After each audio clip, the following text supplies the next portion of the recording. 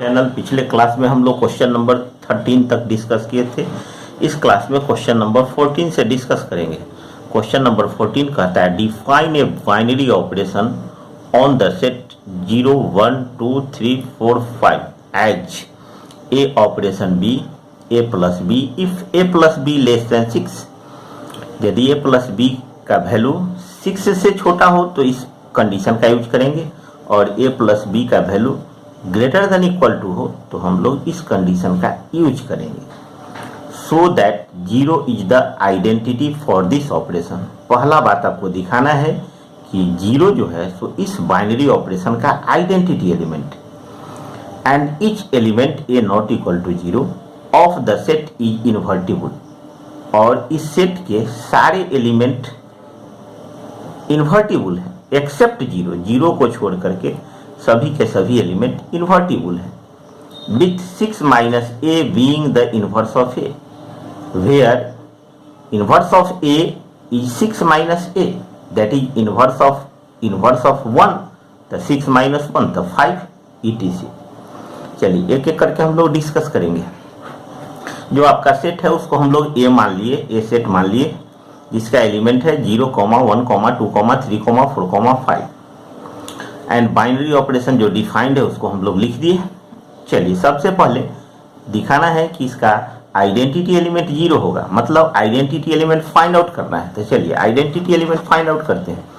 Late e be the identity element for given operation.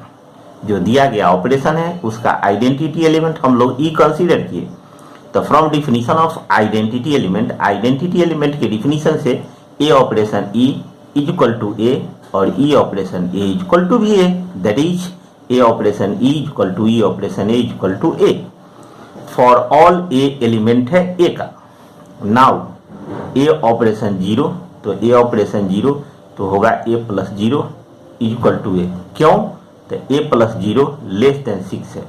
A plus 0 जो है so less than 6 है। क्यों less than 6 है?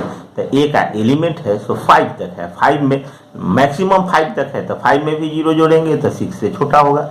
It means कि यह कंडीशन फर्स्ट आपका यूज होगा ए प्लस बी, तो ए प्लस 0 दैट इज ए, और 0 ऑपरेशन है तो 0 प्लस ए इक्वल टू ए। तो आपने देखा कि 0 के साथ ए के किसी भी एलिमेंट का ऑपरेशन करने के बाद वही एलिमेंट मिलता है। सो 0 is the identity element for the given binary operation. Thus 0 is the identity element for the given operation. Next अब आपको दिखाना है कि स्मॉल ए का इन्वर्स जो है सो 6 माइनस स्मॉल ए है। तो let a belongs to a is invertible if there exist b belongs to a such that a operation b is equal to 0 is equal to b operation a from definition of inverse. Next अब देखिए आप, अब इसमें दोनों condition का use किए तो a plus b is equal to 0 is equal to b plus a. First condition से आ गया जब a plus b less than 6 हो, और जब a plus b greater than equal to 6 हो तो a plus b minus 6 is equal to 0 is equal to b plus a minus 6। अब पहला कंडीशन से आ गया is equal to minus b, और दूसरा कंडीशन से आ गया बी इक्वल टू 6 माइनस ए। तो आपने यहाँ देख लिया कि b का वैल्यू जो आया सो 6 माइनस ए आया और b का वैल्यू माइनस ए आया। तो माइनस ए संभव नहीं है। काहे नहीं संभव है? तो ए का कोई भी एलिमेंट ना निगेटिव में नहीं, ए का कोई भी एलिमेंट निगेटिव नहीं है। But a is equal to 0, 1, 2, 3, 4, 5 and a b belongs to a, इसलिए a not equal to minus b. So b is equal to b 6 minus a is the inverse of A. Hence, the inverse of an element of A belongs to A is 6 minus A. That is, A inverse equal to 6 minus A. Next question number 15. यह कहता है दो set है, एक set A है जिसका element है -1, 0, 1, 2, और दूसरा सेट है B जिसका एलिमेंट है -4, -2, 0, 2, और F एंड G दो मैपिंग है जो ए से बी में है। एफ भी मैपिंग है ए से बी में और जी भी मैपिंग है ए से बी में। P the function defined by f x is equal to x square minus x for all x belongs to a and g x is equal to two mod x minus half minus 1 where x belongs to a. अब कहता है कि r f and g equal, आपको दिखाना है कि F और जी जो मैपिंग है क्या इक्वल है। Justify your answer. तो इक्वल मैपिंग के लिए सबसे पहले आप देखिए कि जो एफ का डोमेन है वही जी का डोमेन होना चाहिए, जो एफ का कोडोमेन है वही जी का कोडोमेन होना चाहिए, और एक्स के प्रत्येक वैल्यू के लिए, एक्स मतलब ए के प्रत्येक वैल्यू के लिए एफ एक्स और जी एक्स का वैल्यू आपस में समान होना चाहिए। तो चलिए, given that a is equal to -1 0 1 2, b is equal to -4 -2 0 2, and f and g be a mapping from a to b are defined as fx equal to x square minus x where x belongs to a, and gx is equal to 2 mod x minus half minus 1 where x belongs to a। अब देखिए एक एक करके हम लोग discuss करेंगे। तो चलिए f -1 निकाले, तो जहां जहां x था वहां -1 बैठा दिए। g -1 निकाले, जहां जहां x था वहां -1 बैठा दिए। तो देखिए दोनों वैल्यू आपस में बराबर आ गया, अर्थात f -1 इक्वल टू जी -1। अब f0 निकाले तो 0 आ गया, g0 निकाले ये भी 0 आ गया, that is f0 equal to g0। Next f1 निकाले तो 0 आ गया, g1 निकाले यह भी 0 आ गया, that is f1 equal to g1। Next f2 निकाले यह आ गया 2, g2 निकाले यह आ गया 2, that is f2 equal to g2। तो आपने यहाँ क्या देखा, here domain of f is equal to domain of g। जो f का डोमेन है वही g का डोमेन है, जो f का कोडोमेन है वही g का कोडोमेन है, and fx is equal to gx for all x belongs to a, hence the function f and g are equal. इस प्रकार हमने देखा कि f एंड g जो फंक्शन है दोनों के दोनों इक्वल फंक्शंस हैं। नेक्स्ट क्वेश्चन नंबर 16 कहता है let a be a set whose element be 1, 2, 3, then number of relations containing 1, 2 and 1, 3 which are reflexive and symmetric but not transitive। Question कहता है कि 1, 2 और 1, 3 को लेते हुए कितने रिलेशन ऐसे होंगे जो रिफ्लेक्सिव एंड सिमेट्रिक हों लेकिन ट्रांजिटिव नहीं। तो एक एक करके हम लोग निकाल के देखते हैं। तो चलिए सबसे पहले अब देखिए ए सेट है जिसका एलिमेंट है 1, 2, 3। अब चलिए आपका क्वेश्चन कहता है कि 1, 2, 1, 3 शामिल करना है और रिफ्लेक्सिव और सिमेट्रिक होना चाहिए। तो चलिए 1, 2 और 1, 3 शामिल करना है, तो 1, 2, 1, 3 शामिल कर दिए। अब रिफ्लेक्सिव होना चाहिए इसलिए 1, 1, 2, 2, 3, 3 होना चाहिए, तो ये भी लिख दिए। अब चलिए सिमेट्रिक होना चाहिए तो 1, 2 का अपोजिट 2, 1 लिख दिए, और 1, 3 का अपोजिट 3, 1 लिख दिए, 1, 3 का अपोजिट 3, 1 लिख दिए। तो आपने देखा यहाँ कि यह जो है सो आपका रिफ्लेक्सिव है और सिमेट्रिक है। अब ट्रांजिटिव चेक करते हैं कि ट्रांजिटिव नहीं होना चाहिए। तो चलिए यहाँ देखिए 2, 1 एलिमेंट है R का और 1, 3 भी एलिमेंट है R का, बट 2, 3 जो है सो R का एलिमेंट नहीं। तो आपने देख लिया कि R जो रिलेशन है वह रिफ्लेक्सिव एंड सिमेट्रिक है लेकिन ट्रांजिटिव नहीं है। So r is not transitive relation. अब चलिए तो आपने देख लिया एक रिलेशन निकल गया, अब दूसरा रिलेशन निकालने का कोशिश करेंगे, निकलेगा तो ठीक, नहीं निकलेगा तो एक आंसर होगा। तो चलिए जितना यहाँ था उतना हम लोग लिख दिए ज्यों कहते हो। अब लिखने के बाद अब देखिए अब एक्स्ट्रा हम लोग एक्स्ट्रा एलिमेंट इसमें इंक्लूड करते हैं। तो एक्स्ट्रा एलिमेंट 2, 3 इंक्लूड किए, तो 2, 3 इंक्लूड किए तो हमको 3, 2 भी इंक्लूड करना होगा क्योंकि यह सिमेट्रिक रिलेशन होना चाहिए।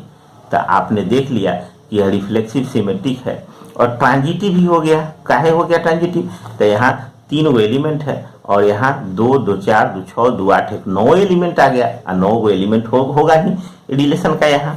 तो इसका मतलब कि यह ट्रांजिटिव भी हो गया। तो आपको ऐसा रिलेशन की संख्या निकालना था जो रिफ्लेक्सिव सिमेट्रिक हो लेकिन ट्रांजिटिव नहीं हो। तो आपने देखा ऐसा केवल एक रिलेशन निकला, तो इसका ऑप्शन होगा ए। नेक्स्ट क्वेश्चन नंबर 17, यह भी आपका ऑब्जेक्टिव क्वेश्चन है। यह कहता है कि let a be a set whose element be 1, 2, 3, then number of equivalence relations containing 1, 2। अब इसमें आपको बतलाना है कि कैसे ऐसे कितने ऐसे इक्विवेलेंस रिलेशन होंगे जिसमें 1, 2 शामिल होगा अर्थात इंक्लूडेड होगा। तो चलिए निकाल करके यहाँ भी हम लोग देखते हैं। तो चलिए 1 2 3 R1 लिखे 1 1 2 2 3 3 1 2 2 1। तो यहाँ हमने देख लिया कि 1 2 शामिल करना है तो 1 2 शामिल किए, तो 1 2 शामिल किए तो 2 1 भी शामिल करना पड़ेगा क्योंकि सिमेट्रिक होना चाहिए। तो 1 2 के लिए सिमेट्रिक में 2 1 होना चाहिए। तो यह 1 2 शामिल किए तो 2 1 शामिल करना होगा। तो पहला रिलेशन निकल गया। अब दूसरा निकालेंगे। तो 1 2 2 1 यहाँ तक ज्यों कहते हैं लिख दिए। अब इसमें एक्स्ट्रा इंक्लूड किए 1 3, तो 1 3 इंक्लूड किए तो 3 1 भी इंक्लूड करना पड़ेगा क्योंकि यह सिमेट्रिक है। अब चलिए, अब देखिए ट्रांजिटिव फेल कर रहा है कि नहीं। तो ट्रांजिटिव फेल करेगा तो फिर नेक्स्ट एलिमेंट ऐड करेंगे, नहीं फेल करेगा तो छोड़ देंगे। तो चलिए 2 1 1 3 तो 2 3 होना चाहिए। तो ट्रांजिटिव यहाँ तक फेल कर रहा था तो 2 3 लिख दी। तो 2 3 लिखे तो 3 2 भी लिखना पड़ेगा क्योंकि सिमेट्रिक होना चाहिए। तो आप देख लिए एगो रिलेशन R1 निकला, एगो रिलेशन R2 निकला, अर्थात ऐसे रिलेशन की संख्या 2 हो गया। आपको ऐसा रिलेशन बतलाना था कि 1 2 शामिल करते हुए वह इक्विवेलेंस रिलेशन होता है। ऐसे रिलेशन की संख्या 2 निकला, एगो R1 एगो R2। अब तीसरा क्यों नहीं निकलेगा?